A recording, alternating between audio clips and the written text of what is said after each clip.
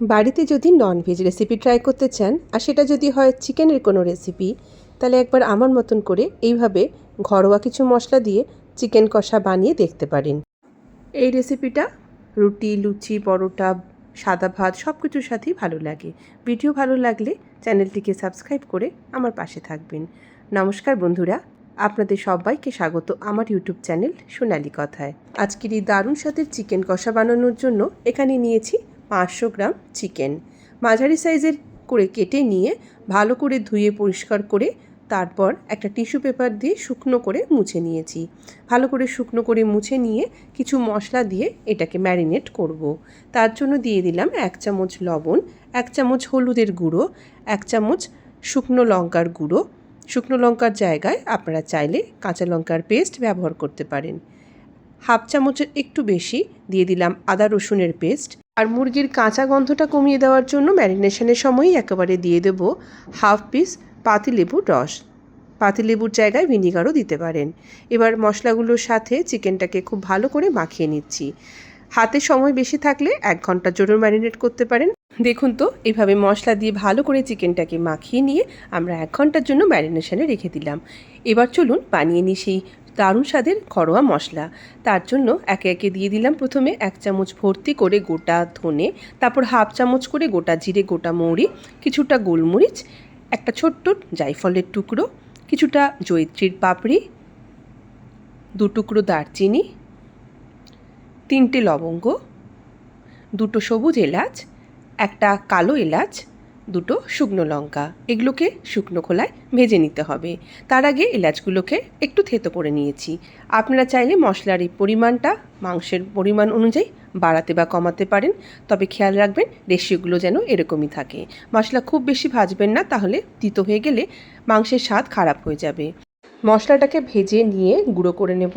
আর অন্যদিকে কড়াইতে সর্ষের তেল দিয়ে ম্যারিনেট করা চিকেনগুলোকে প্রথমে ছেড়ে দিয়ে ভেজে নিতে হবে। এইভাবে ম্যারিনেট করা চিকেনকে প্রথমে সর্ষের তেলে এপিট ওপিট একটু লালচে করে ভেজে তারপর তুলে নিয়ে চিকেন কষাটা রান্না করবেন। দেখবেন এর স্বাদটা একটু ডিফারেন্ট হবে। তাই ডিফারেন্ট স্বাদের চিকেন কষা বানাতে হলে আমার মতন এইভাবে রেসিপিটা ট্রাই করতে পারেন। রেসিপি ভালো লাগলে ভিডিওটিকে লাইক, কমেন্ট, শেয়ার করে আর আমার চ্যানেলটিকে সাবস্ক্রাইব করে আমার পাশে থাকার অনুরোধ জানালাম আপনাদের সবাইকে। চিকেন ভাজা হয়ে যাওয়ার পর সেগুলোকে তুলে নিয়ে সেই একই কড়াইতে আরও একটু সর্ষের তেল যোগ করে দিলাম একটা তেজপাতা আর 2টো মিডিয়াম সাইজের পেঁয়াজ। পেঁয়াজটা একটু লালচে করে ভেজে নেব, মানে খুব বেশি লাল হবে না, হালকা বাদামি বর্ণের হবে। আর পেঁয়াজটা একটু সফট হয়ে আসবে, তখন আমরা দিয়ে দেবো 1 চামচ আদা রসুনের বাটা। এই প্রিপারেশানে কিন্তু মশলা যে খুব বেশি প্রয়োজন হবে তা কিন্তু একেবারেই নয়। দেখুন এখানে দিয়ে দিচ্ছি 2টো মিডিয়াম সাইজের টমেটোর পেস্ট। এবারে আদা রসুন আর টমেটোর কাঁচা গন্ধটা যতক্ষণ না অবধি চলে যাচ্ছে ঠিক ততক্ষণ অবধি আমাদেরকে মশলাটাকে কষিয়ে নিতে হবে তেলের মধ্যে। আর এর মধ্যে এখন আমি স্বাদ মতন লবণ, কিছুটা শুকনো লঙ্কার গুঁড়ো আর কিছুটা হলুদ গুঁড়ো অ্যাড করলাম। শুকনো লঙ্কার গুঁড়োটা কিন্তু পুরোপুরি অপশনাল, আপনারা চাইলে এটাকে সম্পূর্ণভাবে স্কিপ করে কাঁচা লঙ্কা ব্যবহার করতে পারেন। দেখুন মশলা কষা হয়ে গেছে। এবার আমরা ভেজে রাখা যে চিকেন সেগুলোকে ছেড়ে দেবো। চিকেন আমি 1 ঘন্টা মতন ম্যারিনেট করে রেখেছিলাম, তারপরে আবার তেলের মধ্যে এটাকে ভেজে নিয়েছিলাম। এখন চিকেন কিন্তু প্রায় 50%-এরও বেশি সিদ্ধ হয়ে গেছে। এখন এই মশলার সাথে চিকেনটাকে কষিয়ে 8 থেকে 10 মিনিটের মধ্যেই কিন্তু পুরো চিকেনটা আমাদের রান্না হয়ে যাবে।